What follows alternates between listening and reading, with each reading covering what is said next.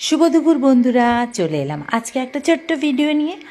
আমি সকালবেলা ছানা কাটিয়েছিলাম, তো ছানার জলটা তোমরা কি করো কমেন্ট করবে।